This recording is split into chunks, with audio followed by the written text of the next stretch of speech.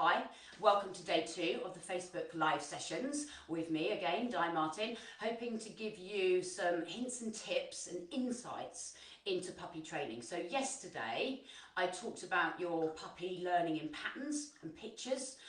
So they're forming associations and emotions based on the things that are happening daily. And this includes their relationship with you and how they feel about training and engaging with you. So if you were learning something new and someone kept saying to you, or no, each time you kind of tried but you didn't get it right, how would that impact on your feelings and your ability to learn? This is no different to your puppy. So you're the teacher and it's down to you to motivate and engage your puppy and learn to be clear in your communication process. If puppy doesn't get it right, then this is giving you information about your instruction. Okay, so it's always us really, is what I'm saying. I'm going to introduce you today to marker training, which is about the use of a sound. So you may have heard of clicker training. Okay, so the use of a clicker or maybe a short word to let the puppy know that they've done something right. So remember what I've said about them learning in patterns. So this ensures you have a pattern and a consistent approach to your training. You might currently be using something like good boy, but think if that's consistent. Does it consistently say to your puppy, what you did then was correct and here's a reward? It's more likely to be your emotional response to the dog. Okay, so if my dog's looking really cute, I could just go, oh, there's a good girl. Other people are going to say it to the dog. So it's always used in different contexts. Okay, so we want a consistent approach in our training, hence why we're going to use a marker word. Okay, I always like to say, think of good boy as your boss giving you praise. Think of your marker word as your boss giving you the money. Okay, which one do you find more motivating? So you're going to motivate your puppy a little bit more by using a marker word, and also you can really help begin to shape their emotions. Okay, so once the puppy is into marker training, if you think of situations, say my puppy sees a squirrel for the first time outside, and as it looks at the squirrel, I say my marker word, I increase distance and give the puppy the reward. Okay, and once I've done that 5 or 6 times, then the puppy's going to look at the kind of squirrel number 6 or 7 and go, oh, there's one of those, mummy. Do I get a sweetie? Great. Okay, now I've managed to help shape their emotions about how they feel about squirrels. Had I left them to their own devices, the interest will build and potentially the chasing behaviour will build, depending on the breed of dog you've got. Okay, so we're going to introduce you to marker training today and using a marker, so you've got a lovely consistent approach. So we're going to start to create a positive emotion, exactly the same as we did yesterday via classical conditioning. So we did the same with the kissy sound yesterday. So we're always going to start there because we need them to feel good about the marker word. The difference between your kissy noise is you're not going to use it in any pattern. Okay, you're using it as a means of grabbing the dog's attention. What we're going to use the marker word for is to tell the puppy when they've got something correct. Okay, so we're going to start it off. So choose a short, sharp word. Typically, most of my clients, and one of my dogs is on yip. Okay, I've chosen a different one from her so that when I'm training, because I've got the 2 puppies at the minute, when I'm training her, I don't want her to hear the other, the click word, okay, when the other puppy's being trained. So she's into her shuffle mat at the minute, so let's just see if I can engage her in some nice £50 notes. Hey, are there any tenors in there? Okay, so her marker word I chose is dip. So I say the word, give her a treat, dip. Say the word, give her a treat, dip. Good baby girl, dip. Okay, so you can keep doing that with your puppy while you're listening to what we're going to do today. So we're going to, puppies, typically breeders would have introduced your puppy to lots of novelty. Okay, but breeders vary in the amount of knowledge they've got, so obviously I've introduced her to lots of novelty. What we're going to do today is an exercise I call 101 Things to Do with a Cardboard Box. Now this was originally developed by Karen Pryor, okay, but it's a nice way of them exploring novelty, okay. It's a good way to motivate them to offer behaviour and for them to gain an understanding of your communication process and how it works. confidence exploring novelty, and really in this exercise, anything goes. So the puppy can't go wrong, okay? So there should be no no's or anything like that, okay? Also, it's going to enable you to practice your timing and your skills of observation. Okay, so you can gain a little bit of understanding about how your puppy is learning and how they apply themselves. Okay, so I'm going to get the box. Now, because anything goes with this, I'm going to put a word to this, okay? I'm going to say a word before I start the process. So, I'm going to grab my cardboard box and I'm going to go, action! Yep. Okay, so she touched it. Yep. She looked in it. Yep. She looked in it again. Yep. And again. Okay, I might wait to see if she does anything else this time rather than just looking in it. Yep. Sniffed along it. That was good enough for me, for something different. Yep. Good. Feeding near the box. Yep. Putting her head right in the box. That's good. She found a little treat in there. What can you do, baby? What's it? What is it? Hmm? Yep. Good. Nice. Clever girl. You clever. What can you do? What can you do? What can you do? She's just woken up from her sleep. Yep. Excellent. Good girl. Well done. That was clever. Okay. Good girl. Yep. Oh, Ryan just poked his head in saying you can't see the box. I need to go a bit further back. Yep. Good. Hopefully you can see it now. Yep.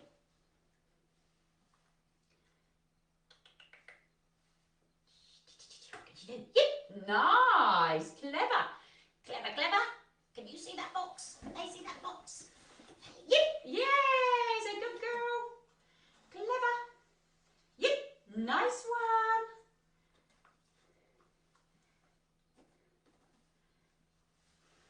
What else can you do? Hey? What can you do? Yep. Good. If the puppy's looking at your treats too much in your hand, then you can either just stand up, just put the treats out of the way. Yep. Nice. Good girl. What can you do? Yep. Nice. Here you go. Good baby. That was clever. What else can you do? Yep. Bit the box. Excellent. Okay, if I'm teaching a retrieve behaviour, that's exactly what I want her to do with articles. So remember, anything goes with this. Yep. What else can you do? Hey? Yep. Yay. Back foot in the box. You's a good girl.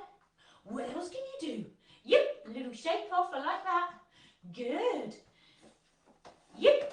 So you can see she's gaining a little bit of confidence. Now I haven't actually, done this with her at all before. So you can see she's now getting the idea. Yep. Good. Nice one. Look at you in the box. Yep. Nice. Good baby.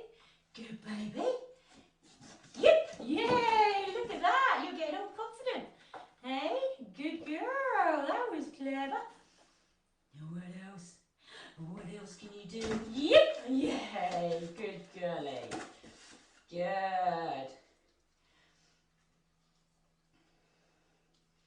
Good girl. Whoosh! Remember, I always end the session and then I'm going to take the box out of the way so she can't be offering behaviours while I'm coming back to talk to you. Sorry, you couldn't see the box on the first start of that, but hopefully you caught enough to get the idea at the end. Okay, so this is something you can do with lots and lots of novelty, okay? Maybe you've got a wobble cushion or different platforms.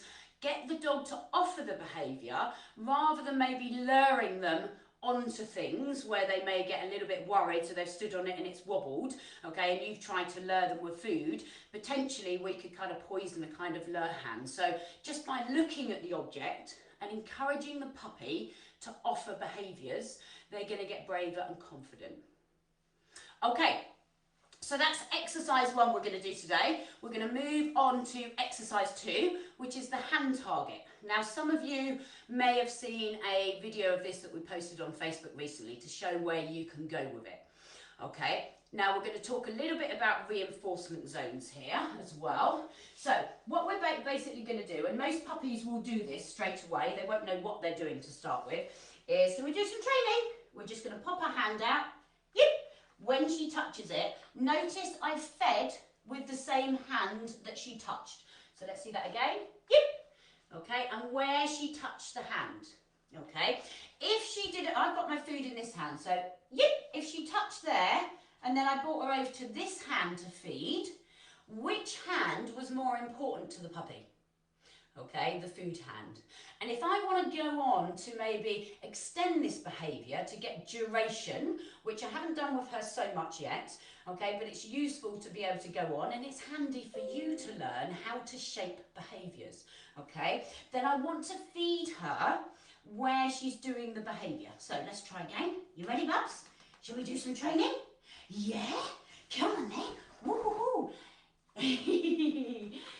Yep, nice one. Good girl. Yep, so she touched it there, I feed her there. Yep, good. And ideally, I did feed her for sitting last time, which I don't want to do. Yep, I want to feed her in the stand if I can. Good, baby girl. Yep. Nice. Clever.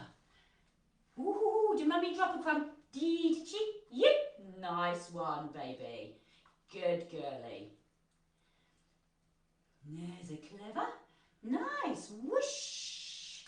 Okay, let me put her snuffle back down while I come and talk to you. Right, so why would we train to hand target? Again, I think it's nice for you to practice timing, because ideally we've got to mark the dog as they're either coming towards the hand in the early stages with the intention that we want to get that touch.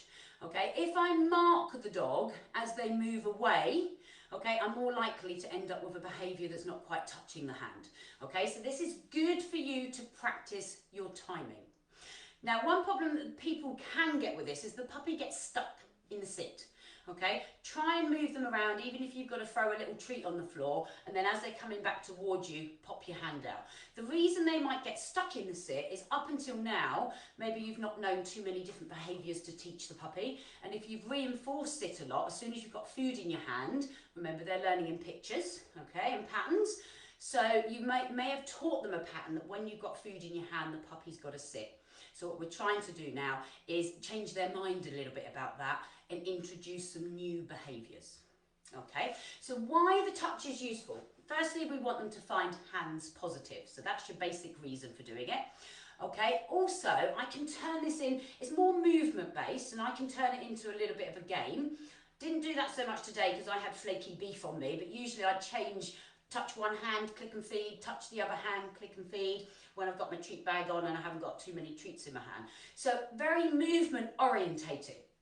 So I use it a lot, particularly when I'm going outside with puppies. So I've got that 8 to 12 week period, okay, where they're not on the lead, where I'm taking them for carry walks. We're going to talk about that later on in the week. But when they're on the ground, I need to create some useful emotions, because there's going to be lots of potential scary things up there. And we're going to get into that feeling a little bit uneasy. Okay, if we got some tools where we can make them feel good, oh yeah, we're playing this game outside, great. Okay, we can just make them feel a bit kind of happier on those walks to start with. Could use it as a recall cue, so eventually we can call them back onto a touch. Many of our clients find that really successful. And eventually, when you've got a little bit of duration, we could use it for a lot of handling. Okay, have a look at the Facebook post from last week where I showed kind of different uses of it with my dog, and then you can see that. Okay, so just a few things to say at the end. If you've been really enjoying the sessions with us, okay, it would be great if you could just give us a little like on Facebook or give us a follow on Instagram. That would be nice.